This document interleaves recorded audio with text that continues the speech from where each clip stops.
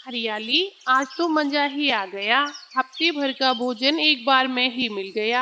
हाँ पति जी, लेकिन मेरा मन तो लाल लाल मिर्ची खाने का हो रहा है। कोई बात नहीं हरियाली, तुम यह फल लेकर घर जाओ। मैं कैसे भी करके तुम्हारे लिए लाल लाल मिर्ची जरूर लाऊंगा। फिर वह हरियाली तोती सारे फल टोकरी में भरकर वहाँ से चली जाती है। नदी के पास कौवे का परिवार आराम कर रहा था। जैसे ही हरियाली वहाँ से गुजरती है तो उसके सारे फल नीचे गिर जाते हैं। कालू जी, यह फलों की बारिश कहाँ से हो रही है? गौरी कौवी, काली कौवी, यह सारे फल मेरी टोकरी से गिरे हैं, इन्हें आप छूना भी मत। कालू जी, देख क्या रहे हो? जल्दी जल्दी से फल इकट्ठे कर लो। फिर वह दोनों कौवे जमीन से सारे फल इकट्ठा कर लेते हैं। आप यह फल मुझे दे दो, मैं बड़ी दूर से लेकर आई हूँ इन्हें। आप ऐसे मेरे फल नहीं ले जा सकते। अरे चुप कर जा हरियाली, हमें तो जमीन पर पड़े मिले हैं, तेरी टोकरी से तो नहीं छीने। अब यह सारे फल हमारे हैं, तू भाग जा यहाँ से। नहीं नहीं, अपने फल तुमको नहीं ले जाने दूंगी।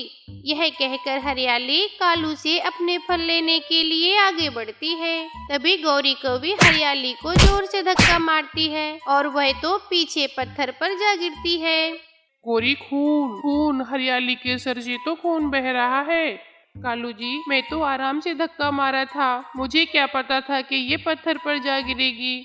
जालिमो, मैं तो अब नहीं बचूंगी, लेकिन मेरा पति मिट्ठू तुम दोनों को जिंदा नहीं छोड़ेगा, नहीं छोड़ेगा जिंदा मेरा पति। इतना कहते ही हरियाली की सांसें तो रुक जाती हैं। गौरी, यह तो मर गई, अब हमारा क्या होगा? वह मोटी चोंच वाला मिट्ठू हमें नहीं छोड़ेगा, नहीं छोड़ेगा कालू हमें। अरे नहीं नहीं, हमें कोई यहाँ देख ले उससे पहले हम भाग जाते हैं। जल्दी चलो, हाँ हाँ जल्दी चलो, तुम सही कहती हो गौरी, अगर मिट्ठू तोता आ गया तो बहुत समस्या हो जाएगी। गौरी कालू ऐसे ही हरियाली को मरा छोड़कर वहाँ से भाग जाते हैं। वह तो अपने घर में जाकर छिप जाते हैं। मिट्ठू तोता ढूंढता ढूंढता हरियाली के पास पहुँच जाता है। हरियाली हरियाली उठो, हरियाली आंखें खोलो, मैं आपके लिए लाल लाल मिर्ची लेकर आया हूँ। मिट्ठू तोता, हरियाली बहन तो अब मर चुकी है, वह अपनी आंखें कभी नहीं खोलेगी। चिड़िया बहन, मैं पापा बनने वाला था, हमारा बच्चा आने वाला था इस दुनिया में, लेकिन अब सब खत्म हो चुका है। मैं उस हत्यारे को जिंदा नहीं छोड़ूंगा जिसने मेरी पत्नी को मारा है। मिट्ठू तोता, तुम अकेले नहीं हो, हम सब तुम्हारे साथ हैं। बस एक बार उस हत्यारे का पता चल जाए, हम सब मिलकर उसे सजा देंगे।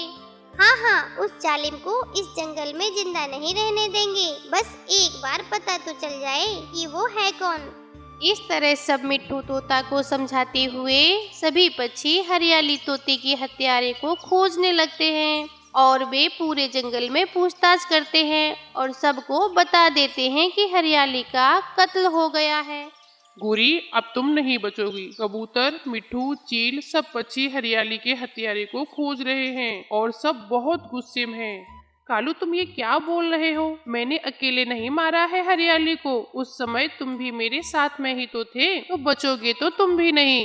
गौरी, मैं तो चुपचाप फलों की टोकरी लेकर खड़ा था, हरियाली को जोर से धक्का तुमने ही तो मारा है और वह बेचारी पत्थर पर जा गिरी। तुम ही तो तोते की पत्नी की हत्यारिन हो। वह दोनों पति पत्नी ऐसे बातें कर ही रहे थे कि तभी रानू चिड़िया सारी बातें सुन लेती है। मेरा शक सही निकला था, आपने ही बेचारी हरियाली को मार दिया है। मुझे पता था तुम दोनों से ही कि आज तुम नदी पर तुम दोनों ही बैठे थे, लेकिन जरा से फलों के लिए किसी की जान ले लोगे ये मुझे पता नहीं था। आप दोनों तो सच में बहुत बुरे हैं। चिड़िया चिड़िया, प्लीज यह बात किसी को ना बताना, वरना सब हमें जान से मार देंगे और मैं मरना नहीं चाहता। हाँ चिड़िया बहन, मैं जग्गू बेटे की कसम खाकर कहती हूँ, मैं बस हरियाली को जरा सा धक्का ही मारा था, मुझे क्या पता था कि वह मर जाएगी। प्लीज चिड़िया, मुझे बचा लो, बस इस बार बचा लो। आज के बाद मैं बहुत अच्छी पक्षी बनकर रहूंगी।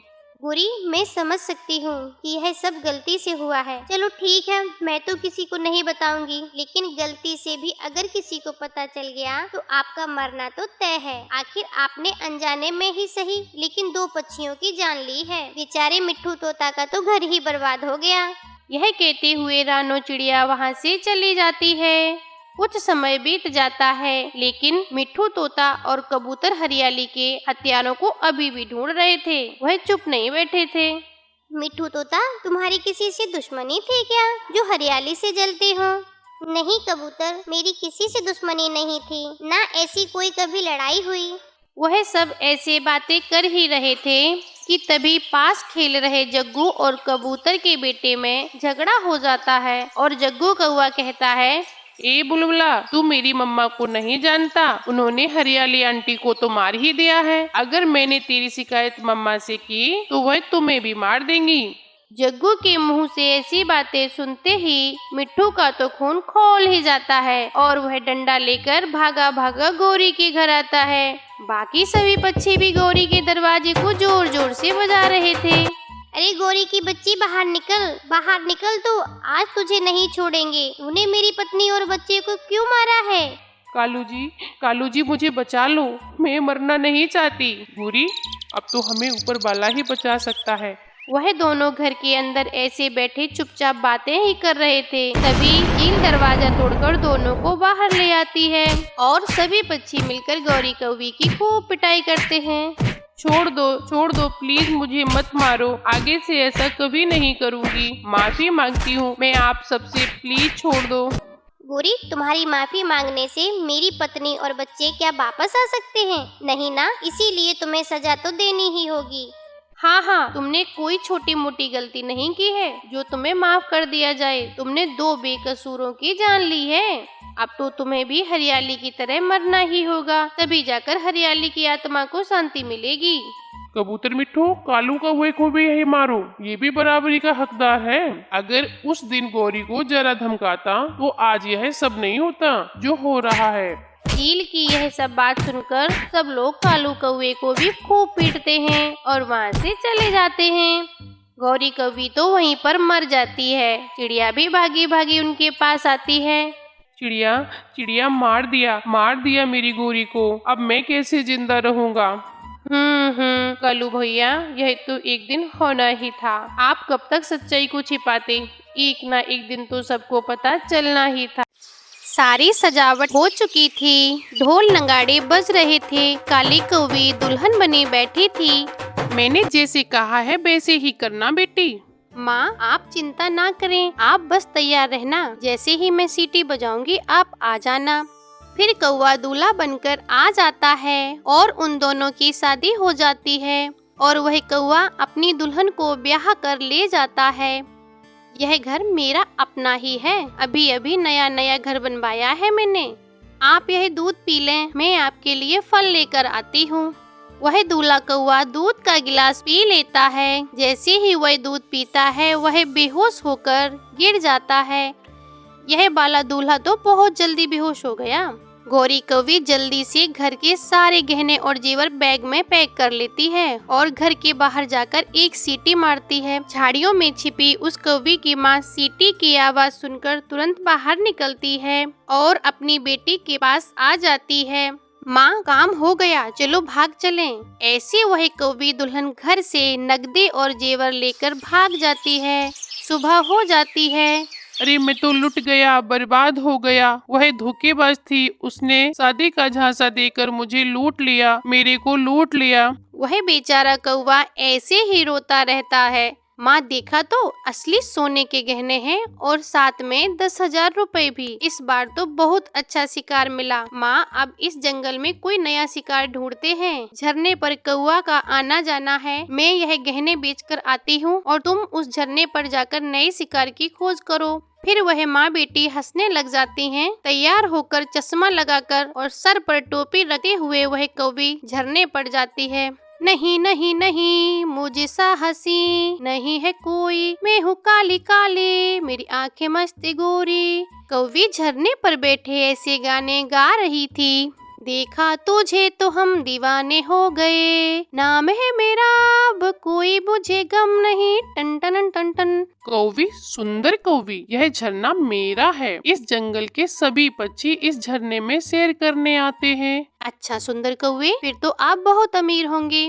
अरे हाँ, हीरे की अंगूठी और मेरी माँ के झुमके भी मेरे पास हैं। माँ तो मर गई थी, फिर तुम अकेले जिंदा कैसे रहे? मैं अकेले जीवन गुजार रहे थे और अकेले जीवन गुजारे जा रहे हो। शादी नहीं की क्या अभी तक? कोई आप जैसी सुंदर कन्या पहले कभी मिली ही नहीं, मिलती तो मैं शादी करता। गोरी कौवी शर्मा जाती है। नेक्स्ट शिकार तो बहुत आसान मिला, अब आसानी से भी पड़ जाएगा। मैं भी किसी आप जैसी बड़ी बड़ी आँखों वाले कौवे की खोज में थी। लंबी लंबी टांगे, काले काले पंख और मोटी मोटी आँखें, तुम ही मेरे सपनों के शहजादे हो। अपनी तारीफ सुनकर वह कौवा खुशी से नाचने लगा। तो फिर मैं कल आ जाऊंगा आपको ब्याहने। कल क्यों, आज ही शाम को आ जाना। पीपल के पेड़ पर घर है हमारा। मैं तो भूल गई, हमारे परिवार की एक परंपरा है। बताओ बताओ, क्या परंपरा है? पहले दिन दुल्हन अपने दूल्हे के लिए कोई मीठी चीज खाने को देती है। आपको खाने में क्या पसंद है? गुलाब जामुन। मुझे गुलाब जामुन बहुत पसंद है।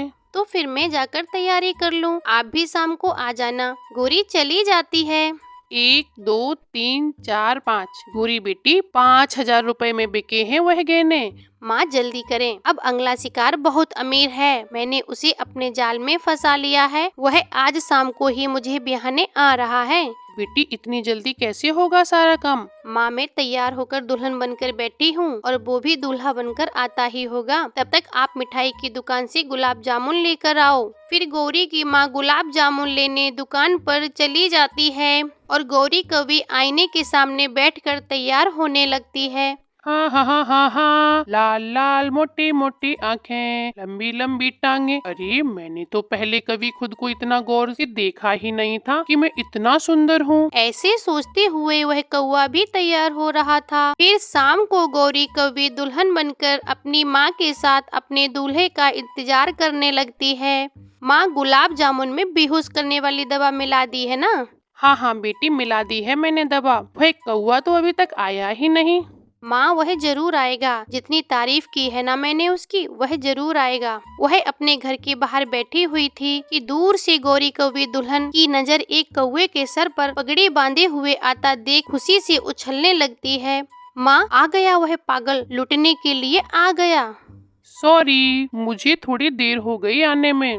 नो प्रॉब्लम मेरी दूल्हा जी। फिर उन दोनों की शादी हो जाती है। यह लो गोरी बेटी, यह गुलाब जामुन साथ ले जाओ। ऐसे वह कौवा अपनी नई नई और फ्रॉड दुल्हन को लेकर साथ चला जाता है। क्या मैं सच में बहुत सुंदर हूँ? और क्या नहीं, पूरे जंगल में कोई भी कौवा तुम जैसा नहीं है। अच्छा ये बताओ, आपने वह हीरे की अंगूठी और अपनी माँ के गहने कहाँ रखे हुए हैं? दुल्हन जी, आप चिंता ना करें, मैंने उन्हें उस संदूक में संभाल कर रखा हुआ है। अरे, आप तो बहुत सयाने हैं। चलो आप यह गुलाब जामुन खा लें, मैंने अपने हाथों से बनाए हैं आपके लिए। वह कौवा एक ही गुलाब जामुन खाता है और वहीं गिर जाता है।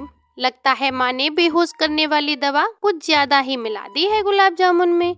गोरी कौवी जल्दी से संदूक खोलती है और सारा माल समेट लेती है और एक थैली में भर लेती है। माफ करना बुद्धू कौवा, मेरा तो धंधा ही है यही, यह प्यार व्यार हमसे नहीं होता। गोरी वहाँ से भाग जाती है। मैं लुट गया। वह कौवी तो धोखेबाज निकली, वह मुझे चूना लगाकर भाग गई। हाय मेरी किस्मत। गौरी कौवी और उसकी माँ अगले जंगल में अगले शिकार के लिए पहुँच गई थी। 2 दिन बाद गौरी कौवी उसकी माँ नदी पर बैठी हुई थी कि एक कौवा आ जाता है। आप नई आई हैं इस जंगल में लगता है। हाँ बेटा, यह मेरी बेटी है। हम आज ही आए हैं इस जंगल में। मैं अपनी बेटी की शादी के लिए कोई कौवा ढूंढ रही हूँ। ऐसा कौवा जो आप जैसा ऊंचा, लंबा, जवान, सुंदर और काला हो। वैसे कितनी उम्र है तुम्हारी? मैं अभी 80 साल का ही हुआ हूँ। फिर आप कैसे बूढ़े हुए? आप तो अभी जवान हैं। बात आगे बढ़ती है और फिर वह कौवे काले कौवे को अपने जाल में फंसा लेती है। आप तैयार रहना, मैं शाम को ही आपको ब्याहने आ जाऊंगा। ओके, मैं इंतजार करूंगी। सुंदर कौवी, गौरी और उसकी माँ चली जाती है। तभी वहाँ पर एक तोता आ जाता है। मैंने सब सुन लिया है, यह कौवी बहुत बड़ी धोखेबाज है। यह कई कौवों से शादी का चक्कर चलाकर उन्हें लूटकर भाग जाती है।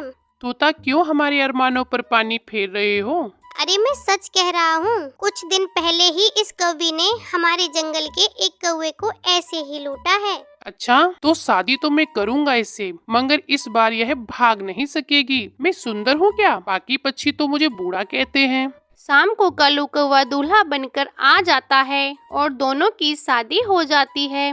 बेटी ध्यान से, यह कौवा मुझे थोड़ा होशियार लग रहा है। आपकी बेटी से ज्यादा नहीं होगा माँ।